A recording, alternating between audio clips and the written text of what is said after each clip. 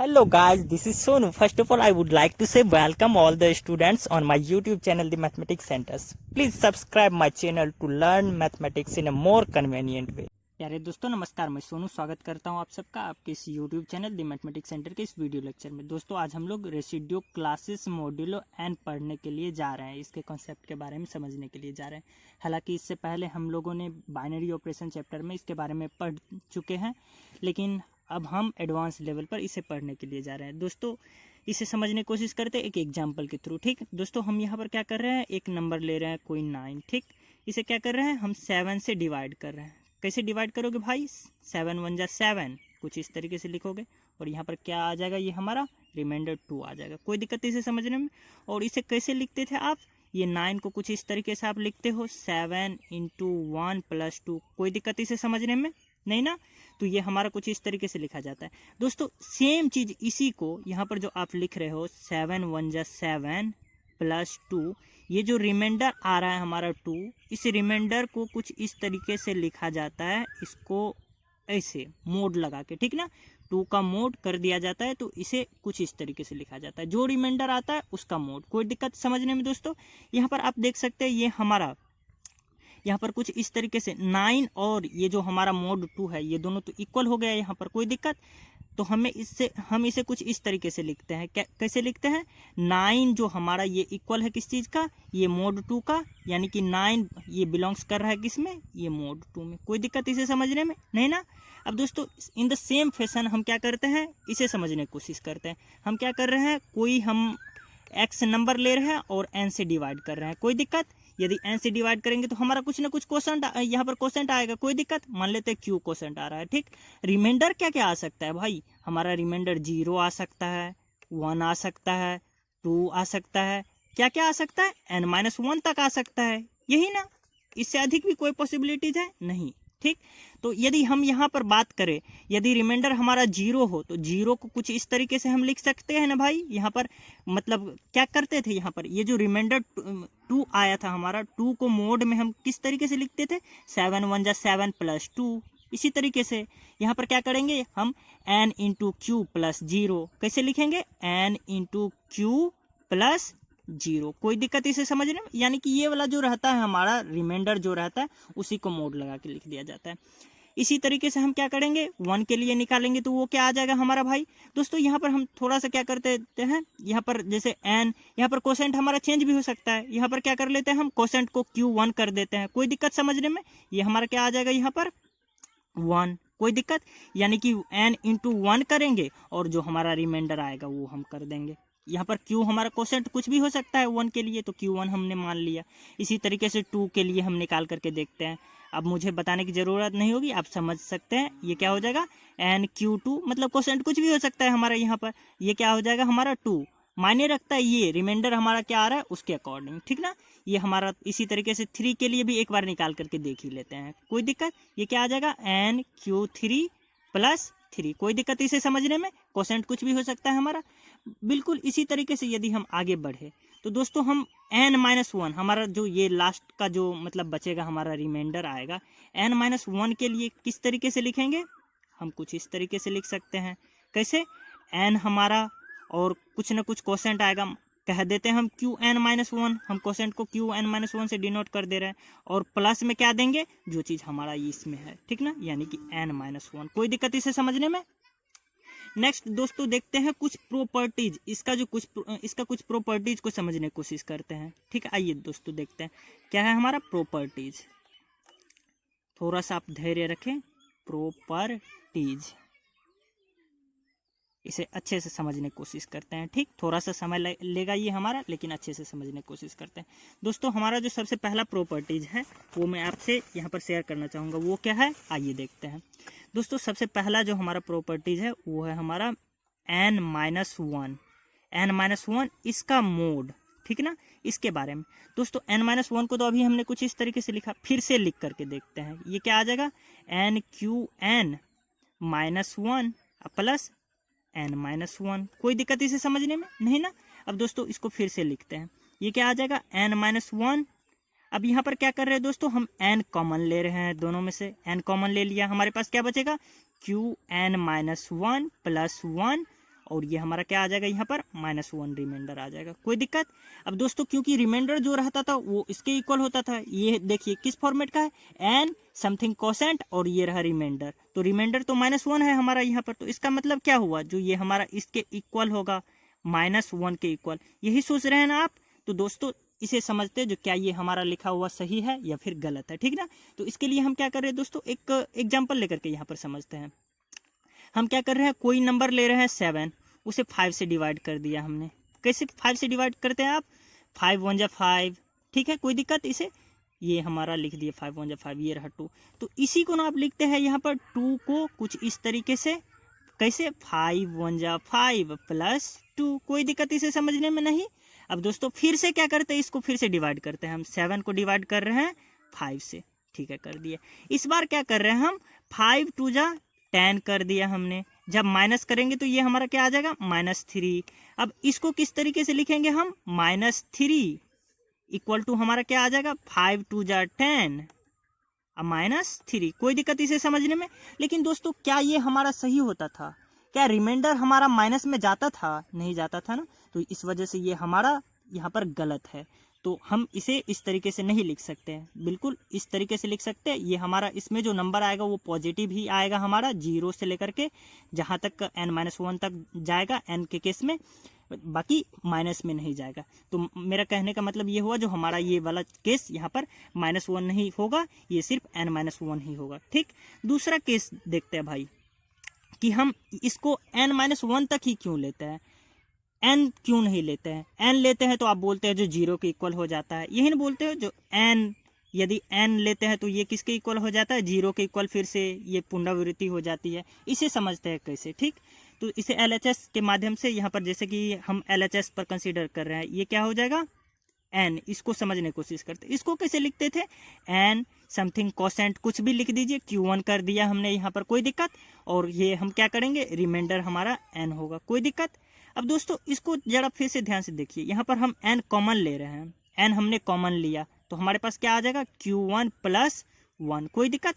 दोस्तों इसमें हम 0 खुद से ऐड कर दे रहे हैं। अब दोस्तों यहाँ पर देखिए n समथिंग कोसेंट यहाँ पर दिया हुआ है और रिमाइंडर हमारा क्या है, 0 है। अब दोस्तों रिमाइंडर यदि 0 हो, इससे पहले हम डिस्कस कर चुके हैं, यहाँ पर देख सकते हैं आप, रिमाइंडर 0 था तो ये किसके इक्वल था, ये 0 के मोड का। यहाँ पर अब आप देख सकते हैं रिमाइंडर 0 है तो ये किसके इक्वल होगा हमारा, ये इसके मोड का इक्वल होगा। यानी कि ये हमारा क्या आगे नेक्स्ट स्टेप में हम क्या लिख देंगे, ये जो हमारा n है ये किसके इक्वल हो जाता है, 0 के।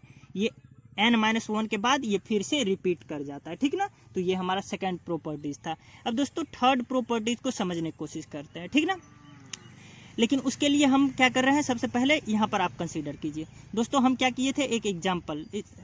यहाँ पर क्या है हमारा, 9 को हम 7 से डिवाइड किए थे। अब दोस्तों हम क्या कर रहे हैं, 16 को 7 से डिवाइड करके देख रहे हैं एक बार, ये कितना आ रहा है दोस्तों, 7 2 जा कितना होता है, 14, और ये रहा रिमाइंडर हमारा 2, कोई दिक्कत इसे समझने में। अब इस 2 को हम किस तरीके से लिखेंगे दोस्तों, 2 हमने यहाँ पर लिखा, कोई दिक्कत। ये हमारा इसको किस तरीके से लिखेंगे, 7 2 जा 14 + 2, कोई दिक्कत इसे समझने में नहीं। अब दोस्तों क्योंकि ये तो हमारा 7, ये 16 जो है इसके इक्वल है, तो हम जैसे यहाँ पर हमारा 9 इक्वल होता था इसका, तो हम कैसे लिखते थे, 9 बिलोंग्स टू ये हमारा मोड 2। तो क्या 16 को भी हम लिख सकते हैं ऐसे, 16 बिलोंग्स टू मोड 2, कोई दिक्कत इसे समझने में। अब देखिए दोस्तों सेम, यदि ये 7 से हमने डिवाइड करा है, 7 से डिवाइड करने के केस में अलग अलग नंबर पर हमारा देखिए ये 9 और 16 दोनों बिलोंग्स कर रहा है इसमें से, कोई दिक्कत इसे समझने में। तो हमारा नेक्स्ट जो प्रॉपर्टीज था वो क्या है, इसे एक बार देखते हैं। थर्ड, इसे हमने एक प्रॉपर्टीज का नाम दे दिया था समझने के लिए बस, लेकिन ये सेम चीज है। हमारा क्वेश्चन था, ये क्या था जानते हैं, ये हमारा क्वेश्चन था, इज 16 बिलोंग्स टू मोड 2। तो आपका आंसर क्या आ जाएगा, हाँ यस, ये हमारा इसमें बिलोंग्स करता है। कहने का मतलब क्या हुआ, ये इसमें बिलोंग्स कर रहा है, इसका मतलब क्या हुआ, 16 को हम कुछ इस तरीके से लिख सकते हैं कि किस तरीके से लिखेंगे। यहाँ पर तो हम इस केस में देख रहे हैं, मतलब यहाँ पर हम क्या कर रहे थे, 7 से डिवाइड कर रहे थे, 7 से डिवाइड कर रहे थे तो 7 हमारा हो जाएगा समथिंग कोसेंट क्यू आएगा हमारा यहाँ पर, कोई दिक्कत, कोसेंट हमने क्यू ले लिया और हमारा क्या आ जाएगा यहाँ पर, ये 2 रिमाइंडर आ जाएगा, तब तो ये इसके इक्वल होगा। कोई दिक्कत इसे समझने में नहीं ना। अब दोस्तों हमारा फोर्थ प्रॉपर्टीज जो है उसे देखने की कोशिश करते हैं और समझने की कोशिश करते हैं। फोर्थ प्रॉपर्टीज ये क्या है, यहाँ पर हमारा फोर्थ प्रॉपर्टीज कुछ और नहीं बल्कि थर्ड प्रॉपर्टीज का ही एक्सटेंशन है। क्या है ये हमारा, इफ x1 बिलोंग्स टू किसमें, R1 का मोड में ये बिलोंग्स करता है, तो हम इसको कैसे लिख सकते हैं, ये हमारा क्या हो जाएगा, देन हमारा ये रिजल्ट ट्रू होगा। किस क्या चीज, x1 ये बराबर होगा किसका, क्योंकि हम यहाँ पर ये वाला जो हम ले रहे हैं x1 R1 के केस में दोस्तों हम क्या कर रहे हैं, यहाँ पर कंसीडर कर लेते हैं ये हम n से डिवाइड कर रहे हैं उस केस में, तो हमारा क्या आ जाएगा n समथिंग कोसेंट q1 रख लेते हैं और ये हमारा रिमाइंडर क्या आ जाएगा R1। कोई दिक्कत इसे समझने में नहीं ना। तो ये हमारा फोर्थ प्रॉपर्टी यहाँ पर क्लियर होता है दोस्तों। इसके बाद हम करते हैं क्या, कुछ हमारे प्रूफ के लिए प्रूफ का पार्ट है जो कि काफ़ी इंपॉर्टेंट है, उसे समझने की कोशिश करते हैं। ये हमारा प्रूफ का पार्ट लिखते हैं। हमारा 2 प्रूफ करने के लिए यहाँ पर है प्रूफ, ये आप थ्योरम इसे बोल सकते हो, चलो ठीक, थ्योरम का नाम दे दिया हमने, थ्योरम फर्स्ट। ये क्या होता है जी, इसे समझने की कोशिश करते हैं। थ्योरम फर्स्ट ये क्या है कि R1 और R2, ये रहा हमारा R2, ठीक, इन दोनों को यदि हम प्लस कर देते हैं, ठीक ना, ये तो हमारा एडिशन मॉड्यूलो है, ठीक ना, यदि हम इन दोनों के बीच में ये ऑपरेशन लगाते हैं तो ये हमारा किसके इक्वल होता है, ये R1 प्लस R2 इसके इक्वल हो जाता है, ठीक ना। तो हमें ये चीज़ प्रूफ करना है, ठीक ना। ये थ्योरम फर्स्ट, इसके बाद देखेंगे थ्योरम सेकेंड वो क्या होता है, ठीक। तो थ्योरम फर्स्ट, थ्योरम सेकंड भी आप पहले देख ही लीजिए तब इसका प्रूफ देखेंगे। थ्योरम सेकंड ये क्या होता है, क्योंकि मैं थ्योरम एक ही कोई करने वाला हूँ, थ्योरम 2 आपके लिए छोड़ दूंगा, वो आप करके दिखाइएगा, ठीक। तो वो क्या होता है कि ये R1 और ये रहा R2, इन दोनों को यदि ऑपरेट किया जाए किससे, मल्टीप्लिकेशन मॉड्यूलो से, तब ये हमारा इक्वल होता है किसका, ये हमारा R1 इंटू R2 का। कोई दिक्कत इसे समझने में। ये हमारा थ्योरम फर्स्ट, थ्योरम सेकंड। अब इसे समझने की कोशिश करते हैं, थ्योरम फर्स्ट को हम कैसे प्रूव करेंगे, थ्योरम सेकंड को हम कैसे प्रूव करेंगे। बस थोड़ा सा आप समय दीजिए, आप बहुत इजीली समझ जाइएगा, ठीक। आते हैं नेक्स्ट पेज में। तो दोस्तों देखते हैं हमारा ये पहला थ्योरम क्या है, ये R1 ये यहाँ पर और ये रहा R2 का मोड, और इन दोनों के बीच में हमने ऑपरेशन लगाया किस चीज़ का, ये हमारा एडिशन मॉड्यूलो का, तब ये इसके इक्वल होता है। ये चीज़ हमको प्रूव करना है, ठीक दोस्तों। तो हम LHS पर कंसीडर करते हैं, ठीक ना, LHS पर सबसे पहले कंसीडर करेंगे। लेकिन उससे पहले हम क्या कर लेते हैं दोस्तों, मान लेते हैं क्या चीज़, लेट, यहाँ पर वीडियो में क्लैरिटी नहीं आ रही है, इसके लिए माफ़ी चाहता हूँ। यहाँ पर क्या हो जाएगा, हम मान लेते हैं क्या चीज़, x1 ये बिलोंग्स करेगा किस में, ये R1 में। ये किसी न किसी चीज़ के तो मतलब ये इक्वल होगा ही, ठीक ना। R1 जो हमारा आ रहा है तो मान लेते हैं x1 के, और ये हमारा x2 बिलोंग्स कर रहा है किस चीज़ से, R2 से। कोई दिक्कत इसे समझने में नहीं हुई होगी। अब दोस्तों यहाँ पर क्या करते हैं हम, ये हमारा इससे बिलोंग्स कर रहा है, इसमें भी कोई दिक्कत नहीं। तो x1 को हम किस तरीके से लिख सकते हैं, इससे पहले हम तुरंत पढ़ चुके हैं, अभी हम इसको कुछ इस तरीके से लिख सकते हैं, n q1 प्लस R1, यानी कि ये वाला जो चीज़ रहता है वो यहाँ पर आ जाता है। कोई दिक्कत, ये रहा, हम इसको पहला मान लेते हैं, कॉमा। अब इस पार्ट को हम किस तरीके से लिखेंगे, यहाँ पर देखिए, इसको x2 को कुछ इस तरीके से लिखा जा सकता है, x2 इक्वल टू हमारा क्या आ जाएगा, n something quotient q2 plus R2। कोई दिक्कत, इसे हम क्या कर देते हैं, इक्वेशन 2 कुछ देर के लिए कंसीडर कर लेते हैं, कोई दिक्कत। अब यहाँ पर देखिए दोस्तों, इक्वेशन 1 और इक्वेशन 2 को हम जोड़ देते हैं, x1 प्लस x2, ये किसके इक्वल हो जाएगा जी, ये हमारा जुड़ जाएगा n, ये वाला चीज़ जुड़ जाएगा, तो ये क्या हो जाएगा हमारा n q1 प्लस q2। कोई दिक्कत इसे समझने में, और ये हमारा हो जाएगा R1 प्लस R2। कोई दिक्कत नहीं। यहाँ पर देखते हैं दोस्तों, ये हमारा किसके इक्वल हो जाएगा, ध्यान से देखिए, देखिए ये n समथिंग कोसेंट q। कोई दिक्कत इसे समझने में, n समथिंग कोसेंट q और रिमाइंडर हमारा ये। तो इस केस में हम क्या करते थे, रिमाइंडर को तो हम कुछ इस तरीके से लिख देते थे ना जी, मोड लगा के R1 प्लस R2, कुछ इसी तरीके से लिखते थे ना। ये हमारा क्या है x1 प्लस x2, ये हमारा इक्वल आ गया r1 प्लस r2 का।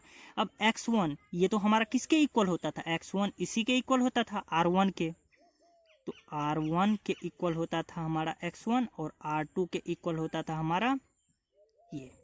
कोई दिक्कत? अब क्या कर रहे हैं दोस्तों, यहाँ पर ये किसके इक्वल आ गया, r1 प्लस r2, सिंपल सी बात है।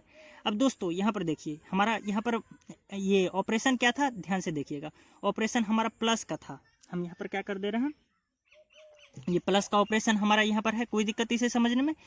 अब यहाँ पर ये r1 और r2 का वैल्यू, ये हमारा ऑपरेशन यहाँ पर देख लीजिए प्लस का है। कोई दिक्कत? ये एडिशन मॉड्यूलो ये ऑपरेशन है। कोई दिक्कत इसे समझने में नहीं हुई होगी। अब यहाँ पर क्या कर लेते हैं दोस्तों, यदि r1 प्लस r2 का वैल्यू, ये मान लीजिए n के केस में कर रहे हैं तो n-1 से कम हो तब तक तो ठीक है। यदि r1 प्लस r2 का वैल्यू, यहाँ पर इफ r1 प्लस r2 का वैल्यू हमारा मतलब ये n के इक्वल हो जाए, यानी कि n-1 से ज़्यादा हो गया या फिर n से भी ज़्यादा हो जाए, तो उस केस में हमारा क्या हो जाएगा, ये वाला चीज़ जो है हमारा इसे रिड्यूस्ड किया जा सकता है। कैसे? मॉड्यूलो n से।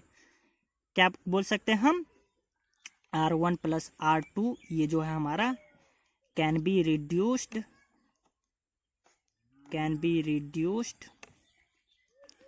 Modulo n। कोई दिक्कत इसे समझने में? यहाँ पर ध्यान से देखिएगा दोस्तों, ये जो हमारा एडिशन मॉड्यूलो यहाँ पर ऑपरेशन है, ये हम n पर कंसीडर कर रहे हैं। यहाँ पर एडिशन मॉड्यूलो n है, ये तो शॉर्टकट में हम यहाँ पर n नहीं लिख रहे हैं, हालांकि ये यहाँ पर n ही है। इसे हम इस तरीके से भी लिख सकते हैं n लगा करके, ठीक। कोई दिक्कत इसे समझने में? ये हमारा पहला थ्योरम यहाँ पर प्रूफ होता है। कोई दिक्कत इसे समझने में नहीं हुई होगी। नेक्स्ट देखते हैं, यहाँ पर हम इससे रिलेटेड कुछ लेकिन यहाँ पर सबसे पहले मैं आपको बताना चाहूँगा दोस्तों, हमारे पास एक बार फिर से देखिएगा, हम क्या किए थे, n से डिवाइड किए थे x में, ठीक ना। हमारे पास कुछ कोसेंट आया था q, और हमारे पास ये रिमाइंडर क्या आया था, 0, 1, 2, 3, कुछ इसी तरीके से आया था, ठीक ना। अब दोस्तों यहाँ पर ध्यान से देखिएगा, ये जो रिमाइंडर आया था इसको हमने कुछ इस तरीके से लिखा था, ये 0, इसका मतलब क्या होता है आप समझ चुके हैं, इसका मतलब क्या होता है ये भी आप अच्छे से समझ चुके हैं, ये सारे का मतलब समझ चुके हैं। ये कहाँ तक जाता है दोस्तों, n-1 तक। ये भी कहाँ तक चला जाएगा, n-1 तक। कोई दिक्कत इसे समझने में नहीं हुई होगी दोस्तों। अब ये सारा जो हमारे पास आया ना, इसका यदि सेट हम ले लें, ठीक ना, तो इस सेट को ही बोला जाता है क्या चीज़ जानते हैं आप, इसको बोला जाता है रेसिड्यू क्लासेस मॉड्यूलो n, जो कि हमारा टॉपिक था सबसे ऊपर में शीर्ष में, ठीक ना। इसे किस चीज़ से डिनोट करते हैं आप, यहाँ पर ये z से डिनोट करते हो, z n से, या फिर इसको कुछ इस तरीके से भी लिखा जाता है i, यहाँ पर ये वाला सिंबल n दिया जाता है और ये इसके इक्वल होता है। हेयर यहाँ पर हमारा z n क्या है, z n, इसको क्या पढ़ा जाता है, z n is read as, क्या पढ़ा जाता है इसको, residue classes modulo n, classes modulo n, जो कि हमारा टॉपिक था पढ़ने के लिए। अब दोस्तों ये सेट तो आपको समझ में बेहतर तरीके से आ गया होगा, लेकिन इससे पहले भी आप बाइनरी ऑपरेशन में z n को पढ़ चुके हैं, वहाँ पर मैंने कुछ इस तरीके से नहीं बताया था। ये हमारा एडवांस लेवल में है, ये मैंने इससे पहले टॉपिक के ऊपर में इस वजह से एडवांस लेवल लिया था। अब दोस्तों ये z n जो हमारा सेट आया है रिड्यूस्ड क्लासेस मॉड्यूलो n का, हमारा क्वेश्चन क्या रहता है दोस्तों, उसे समझने की कोशिश करते हैं कि हमको शो करना पड़ता है ये जो z n है हमारा, ठीक ना, ये किस ऑपरेशन के साथ, ऑपरेशन हमारा ये होता है एडिशन मॉड्यूलो n का, इसके साथ ये हमारा ग्रुप फॉर्म करता है। ये हमारा क्वेश्चन कुछ इस तरीके से रहता है, ठीक। तो इस क्वेश्चन को हम बनाने की कोशिश करते हैं, ठीक। आइए सबसे पहले हम क्या देखते हैं दोस्तों, गिवन पार्ट लिखते हैं किसी भी क्वेश्चन को बनाने से पहले, ठीक ना। यहाँ पर गिवन पार्ट क्या हो जाएगा हमारा, z n, ये क्या दिया हुआ है हमारे पास, z n का मतलब क्या हो जाएगा, यहाँ पर ये हमारा दिया हुआ है क्या चीज़, 0।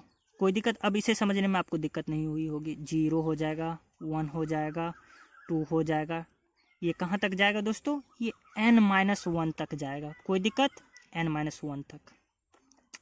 अब दोस्तों क्या करते हैं, यहाँ पर गिवन पार्ट हमने लिख लिया, हमारा एम क्या है ये चीज़ भी तो हम लिख लें ना। हमारा एम क्या है ये तो हमारा क्लियर यहाँ पर लिखा हुआ है, हमको शो करना है। फिर से एक बार लिख लेते हैं, क्या जाता है Zn, ये प्लस ये एडिशन मॉड्यूलो n के साथ फॉर्म्स अ ग्रुप, ये चीज़ हमको शो करना।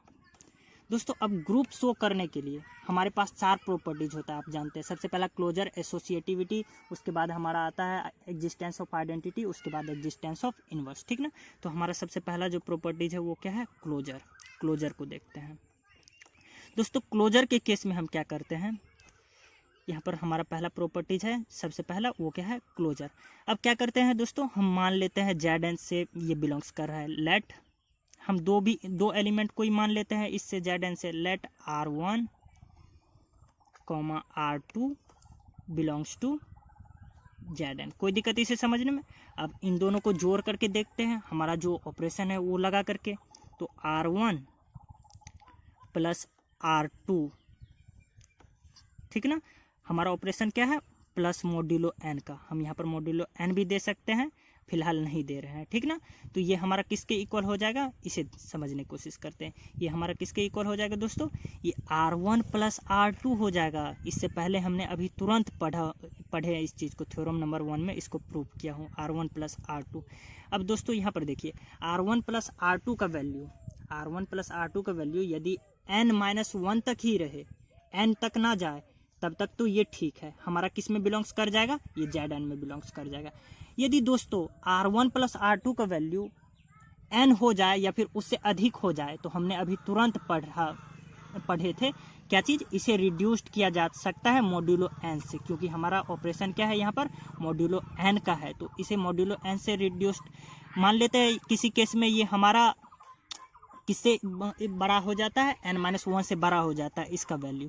तो उस केस में हम क्या कर लेते हैं, इसे मॉड्यूलो n से रिड्यूस्ड कर देते हैं, और इसे रिड्यूस्ड करने के बाद मान लेते हैं ये इस तरीके से r आया होगा रिमाइंडर, तो हमने r लिख दिया।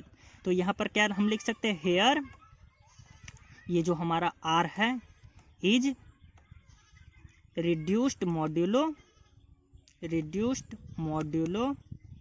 n। कोई दिक्कत, इसे हमने n से रिड्यूस्ड कर दिया। किस केस में, यदि R1 प्लस R2 का वैल्यू n-1 से अधिक हो, उस केस में हमने ऐसा किया है, ठीक ना। तो ये हमारा देखिए, दोनों केस में यदि रिड्यूस्ड कर दिया, फिर भी ये हमारा किस में है, Zn में है, अदरवाइज तो Zn में है ही। तो ये हमारा क्या हो जाएगा, क्लोज्ड हो जाएगा। ये इसी में आ रहा है इसका वैल्यू, तो ये हमारा क्लोज्ड हो जाएगा। नेक्स्ट हमारा सेकेंड प्रॉपर्टीज है वो क्या है, उसे समझने की कोशिश करते हैं, वो है एसोसिएटिविटी। दोस्तों यहाँ पर माफ़ी चाहता हूँ, क्योंकि इस वीडियो में मैं काफ़ी धीरे धीरे ये आपका क्लास ले रहा हूँ, इसमें बहुत समय लग रही है, लंबा जाएगा क्लास, लेकिन इसे समझना भी तो ज़रूरी था ना हमारे लिए। तो कोई दिक्कत नहीं है, टाइम फैक्टर मायने यहाँ पर नहीं रखता है, सबसे बेहतर चीज़ है समझना, ठीक ना। समझ जाए वो बड़ी बात है। हम क्या करते हैं, यहाँ पर लेट मान लेते हैं क्या चीज़, R1 प्लस माफ़ कीजिएगा, यहाँ पर R1 ये रहा, कॉमा R2 कॉमा R3, ये हमारा बिलोंग्स कर रहा है किस चीज़ से, Zn से हमारा बिलोंग्स कर रहा है। कोई दिक्कत इसे समझने में, Zn से हमारा बिलोंग्स कर रहा है।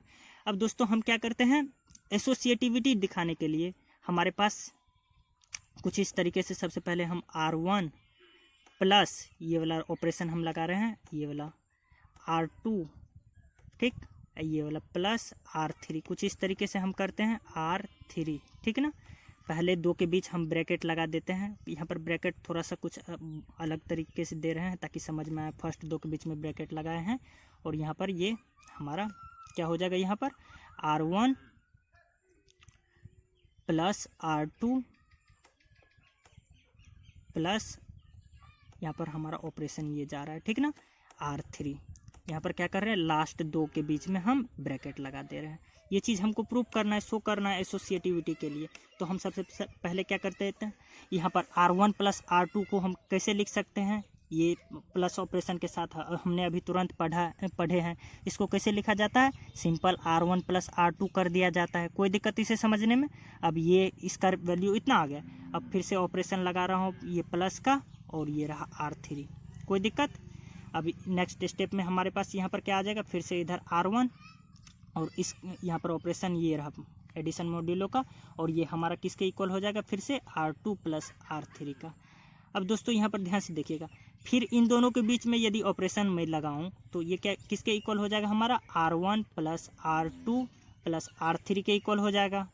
और इस साइड ये किसके इक्वल हो जाएगा, हमारा यहाँ पर माफ़ कीजिएगा ये R1 है हमारा, ये R1 plus R2 plus R3 इसके इक्वल हो जाएगा। जैसा कि आप यहाँ पर देख सकते हैं हमारा LHS ये RHS के इक्वल है, ठीक ना। तो ये हम क्या कह सकते हैं, ये हमारा एसोसिएटिविटी लॉ को ये फॉलो कर रहा है, ठीक ना। नेक्स्ट हम देखते हैं आइडेंटिटी एलिमेंट, ठीक ना, तो उस पर कंसीडर करते हैं। ठीक दोस्तों, हम आइडेंटिटी एलिमेंट के लिए क्या करते हैं, एक बार इस पर फोकस करते हैं, हमारा रेसिड्यू क्लास 0 पर फोकस कर रहे हैं, ठीक ना। अब क्या करते हैं दोस्तों, कोई भी हम एक रेसिड्यू क्लास R1 ले लिए, ठीक ना, उसमें क्या कर रहे हैं हम, ये रेसिड्यू क्लास 0 को हम यहाँ पर क्या कर रहे हैं, ऐड कर दे रहे हैं। ये हमारा क्या किसके इक्वल हो जाएगा, ये R1 प्लस 0 के इक्वल हो जाएगा। कोई दिक्कत, R1 प्लस 0 के इक्वल हो जाएगा, इसे समझने में कोई दिक्कत नहीं। ये फिर से क्या आ जाएगा, हमारा R1 आ जाएगा। अब जरा ध्यान से देखिएगा दोस्तों, यदि ये प्रॉपर्टीज हमारा फॉलो होता था तभी तो ये R1 मतलब A plus B equal to A ही आ जाता था। तो हम क्या बोलते थे, B हमारा क्या होता था, आइडेंटिटी एलिमेंट होता है। तो यहाँ पर ये रेसिड्यू क्लास 0 जो है यही हमारा क्या हो जाएगा, आइडेंटिटी एलिमेंट, यानी कि E इक्वल टू क्या आ जाएगा, ये रेसिड्यू क्लासेस ये क्या आ जाएगा 0, ये हमारा क्या हो जाएगा, आइडेंटिटी एलिमेंट। ठीक दोस्तों, अब यदि हम यहाँ इन्वर्स की बात करें तो इन्वर्स के लिए हम देखते हैं, ठीक ना। हमें तो पता नहीं इन्वर्स क्या है, तो हम क्या कर लेते हैं, लेट मान लेते हैं ये हमारा कुछ ये रेसिड्यू क्लास B जो है हमारा, यही हमारा इन्वर्स है, is inverse of residue modulo, माफ़ कीजिएगा रेसिड्यू क्लास किसका, ये कर लेते हैं A का, ठीक है ना। ये इसका क्या है हमारा, ये A हमारा यहाँ पर क्या है, रेसिड्यू क्लास A का इन्वर्स क्या है, B है। तो इन्वर्स के डेफिनेशन से हमारा यहाँ पर क्या आ जाएगा, माफ़ कीजिएगा यहाँ पर कैमरा में क्लैरिटी नहीं आ रही है, इसे मैं फिक्स करने की कोशिश कर रहा हूँ। नेक्स्ट हमारा क्या आ जाएगा, ये इन्वर्स के डेफिनेशन से हमारा क्या आ जाएगा, A1 ये जो हमारा है रेसिड्यू क्लासेस यहाँ पर A1, और यदि प्लस हम ऑपरेशन यहाँ पर ऑपरेट कर रहे हैं तो ये क्या आ जाएगा, A1 प्लस B1 ये किसके इक्वल आ जाएगा, आइडेंटिटी एलिमेंट के इक्वल आ जाएगा, आइडेंटिटी एलिमेंट के इक्वल आ जाएगा। आइडेंटिटी एलिमेंट कितना है जी, वो तो हमारा है 0, अभी हमने तुरंत देखा, जो मतलब ये हमारा रेसिड्यू 0 वो किसके इक्वल है, आइडेंटिटी के इक्वल है। अब दोस्तों हम क्या करते हैं, इसका वैल्यू फाइंड करते हैं। B का वैल्यू हमारे पास यहाँ पर क्या आ जाएगा, लेकिन उससे पहले देखिए दोस्तों, यहाँ पर 0 जो है हमारा ये रेसिड्यू मॉड्यूलो, यहाँ पर 0 रेसिड्यू क्लास 0 ये तो हमारा इक्वल होता था n के भी। ध्यान से यदि आपको याद होगा तो हम पढ़ चुके हैं, ये हमारा n के इक्वल होता है। ठीक, तो ये हमारा क्या हो जाएगा, यहाँ पर ये a जाकर के उस साइड माइनस हो जाएगा, यानी कि क्या हो जाएगा n, और ये रहा माइनस a हो जाएगा। कोई दिक्कत। अब दोस्तों जैसा कि प्लस के साथ ये हमारा था, ये जुड़ जाता था, माइनस के साथ क्या होगा हमारा, ये माइनस हो जाएगा, यानी कि n-1 हो जाएगा।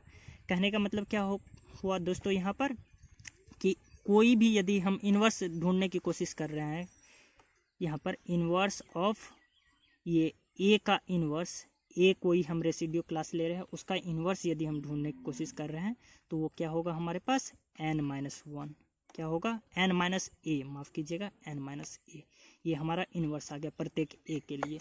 तो दोस्तों यहाँ पर देख सकते हैं आप, ये हमारा चारों का चारों प्रॉपर्टीज़ फॉलो कर रहा है। सबसे पहला क्लोजर, उसके बाद एसोसिएटिविटी, उसके बाद हमारा आइडेंटिटी मिल रहा है, इन्वर्स भी मिल रहा है सबका। तो इसका मतलब क्या हो गया, ये हमारा ग्रुप फॉर्म करता है, ठीक ना। तो दोस्तों इसके अलावा भी हम देखते हैं पांचवा प्रॉपर्टीज़, ये एबेलियन ग्रुप क्या ये फॉर्म करता है, उसके लिए तो हमारे पास कम्यूटेटिव प्रॉपर्टीज़ भी होना चाहिए। तो कम्यूटेटिव पर एक बार एक नज़र देख लेते हैं, ठीक ना। इतना कुछ कर ही लिए है तो एक बार कम्यूटेटिव को भी देख ही लेते हैं। कम्यूटेटिव के लिए क्या करेंगे दोस्तों, कि हम चेक करते हैं क्या ये R1, मान लेते हैं R1 और R2 हमारा किससे बिलोंग्स कर रहा है, ये जो हमारा सेट है यहाँ पर उससे बिलोंग्स कर रहा है, ठीक ना।